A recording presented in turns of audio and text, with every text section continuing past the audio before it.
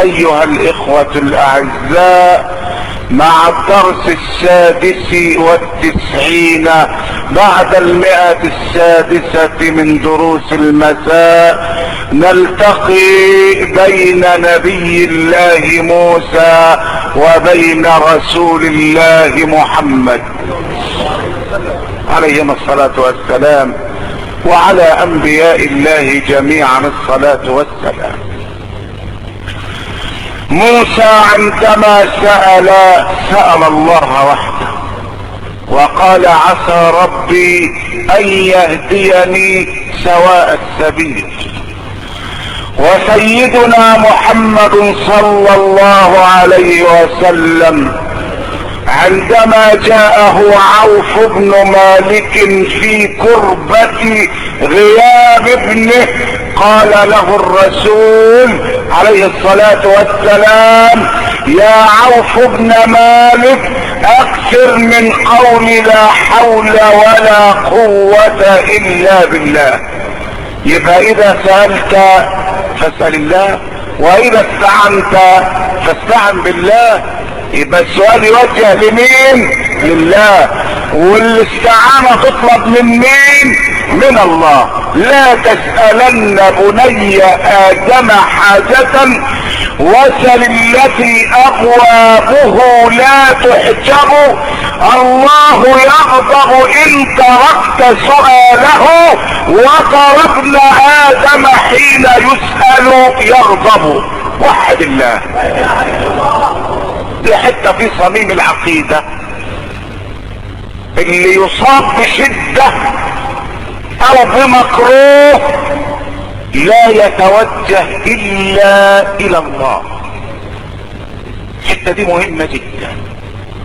ليه؟ لان كثير من المسلمين وقعوا في خلاف ذلك.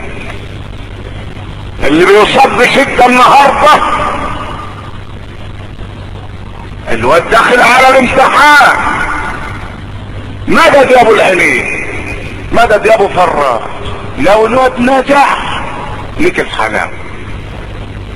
انت يا ستي النبي بتاعت مين؟ ده النبي بتاعت محمد، ده انت من الموحدين.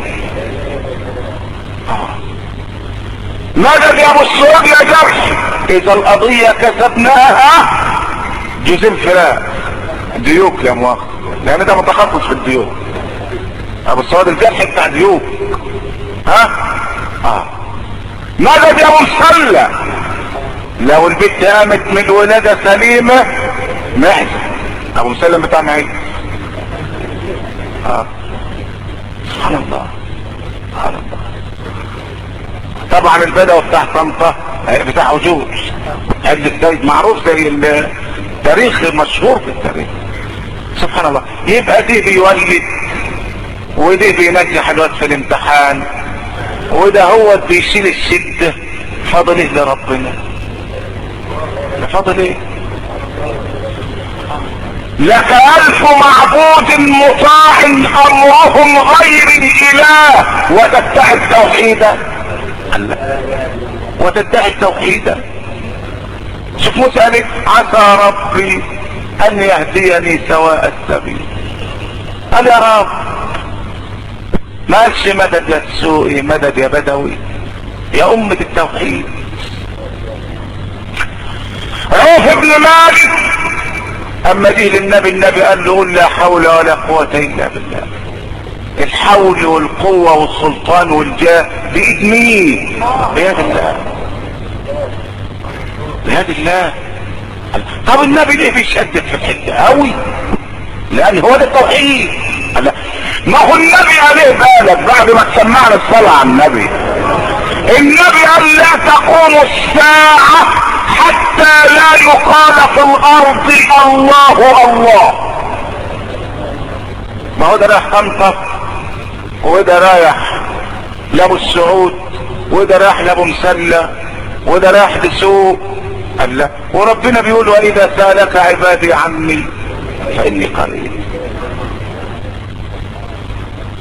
قال بالله العظيم لو رحت انت لواحد دكتور عشان يكشف يشوف القلب والضغط، ما لقيتش الدكتور هناك لسه فاضل له ساعه، فالتمكي قال لك طب تعالى وانا اقوم بالمهمه، وحط السماعه على قلبك على دخلة الدكتور يزعل ولا لا؟ يقول له انت بتعمل ايه؟ قال له ما يمكن تقول له عندي مغص، يقول ده المغص ده وما دام في الجهه اليمين يبقى زي دوديه، نام والتمكي اللي فاتح البطن يموت المريض. فما بالك بربنا لو شاف ان عبده اللي خلقه يتجه لغيره. ده الدكتور بيزعل، اللي هو العبد بيزعل، يقول له انت ايه اللي دخلك في بيتك؟ دي شغلتي. انت تعرف في السماعه، تعرف في القلب، تعرف في الكبد، تعرف في وظائف الاعضاء. انت ما تشتغلش عندي بعد كده لانك انت هتخسر الدنيا وتوديني في داهيه. فاذا كان العبد يغضب لتدخل الغير في اختصاصه، فما بالك بمن يقول قل هو الله احد الله الصمد. الله الصمد، صمد يعني الذي نلجأ اليه في الشدائد. ولذلك ربنا بيقول اني والانس والجن في نبأ عظيم، اخلق ويعبد غيري، وارزق ويشكر سواي، خيري الى العباد نازل، وشرهم الي طاعن، اتحفظ اليهم بنعمي وانا الغني عنهم، ويتبغضون عني بالمعاصي وهم افقر شيء الي. من اقبل منهم لقيته من قريب، ومن اعرض ناديته من بعيد.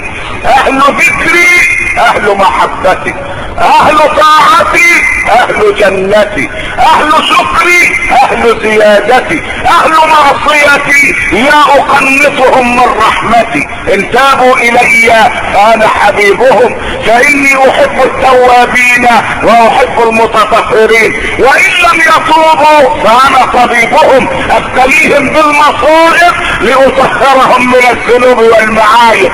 الحسنة عندي بعشر امثالها وازيد، والسيئة بمثلها واعفو، وانا ارأف بعبادي من الام بولدها.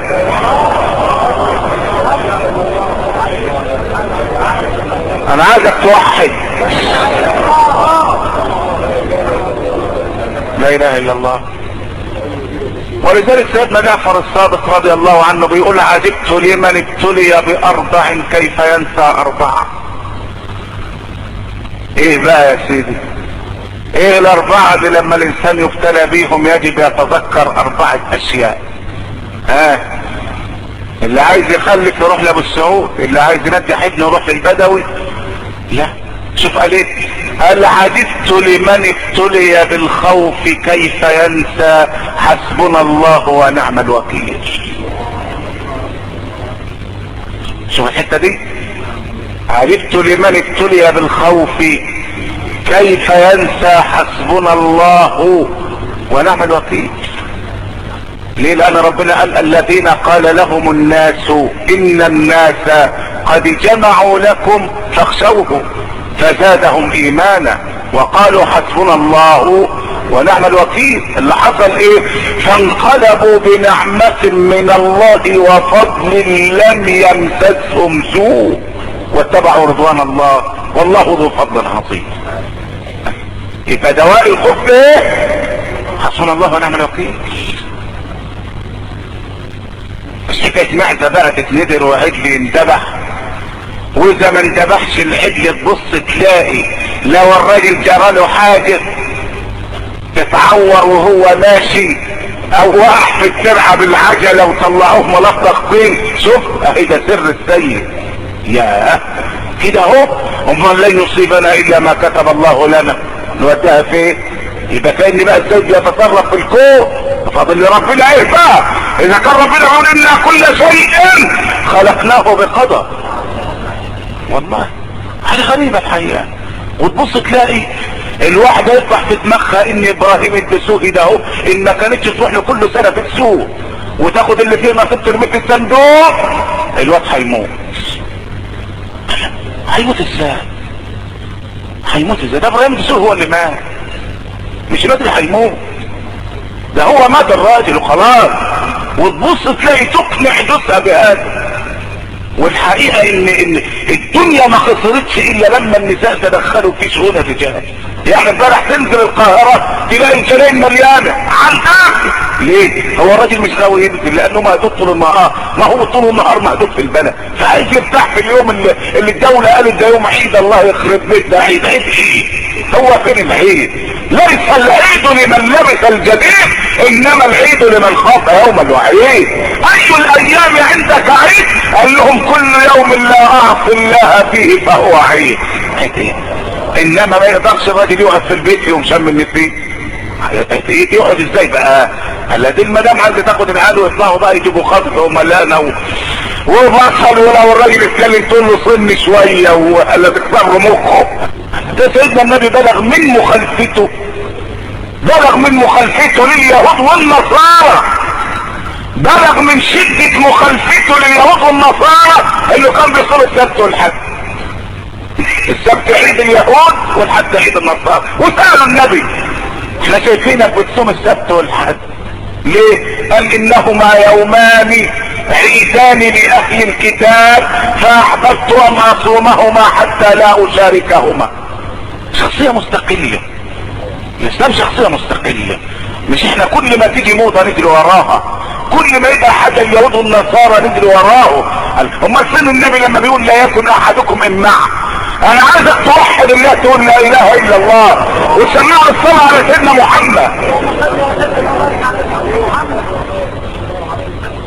يا اخوانا اذا سألت فاسأل الله. والله العظيم ده سيدنا النبي بيشوف بقدره وبمكانته الكبيرة عند الله جمع اهله، العباس وصفية عمته فاطمة بنته. خير يا رسول الله، عايز لك ايه؟ قال له يا عباس، قال له نعم. قال له يا عماه، قال له نعم. خير يا نبي؟ قال له اعمل لا اغني عنك من الله شيئا. يا فاطمة يا بنت محمد يا اغلى واحدة عند سيدنا محمد، اعملي لا اغني عنك من الله شيئا. يا صفية عمة محمد اعملي لا اغني عنك من الله شيئا. انا عايزك تسمعني الصلاة على رسول الله. تبص تلاقي اللي قاعد قال ماسك جوزها بيحسس يقول ايه؟ يا بختنا بابو فاطمة. ايه برضه كده اهو؟ انت برضه تعرف ابو فاطمة؟ لا، انت تعرف المعلم عصفور بتاع البطنية تعرف، انما ابو فاطمة بريء من اشكالك.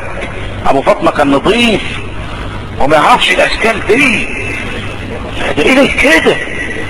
وليه كل ما يقعدوا ناس مع بعض تبص تلاقي خلاف دار؟ ايه رايك في ان الانسان يقول مدد يا سيدي؟ يا سيدي ما ربنا عندك اهو، ده ربنا جه في آية الدعاء بالذات.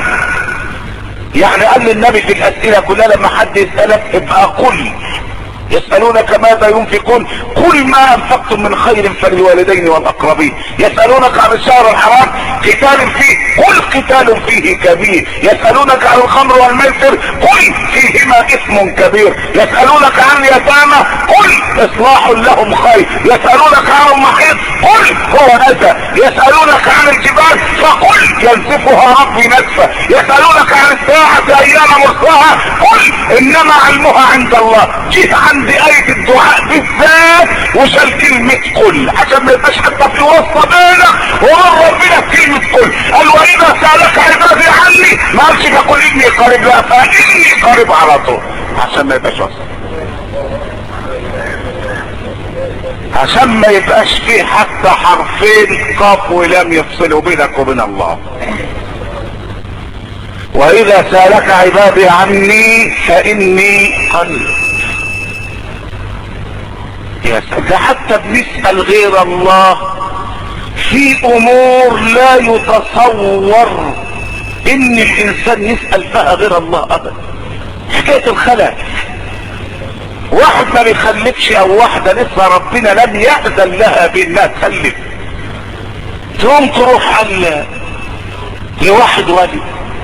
واحد هنا قريب تبع القلوبية اسمه سيد ابو القاسم،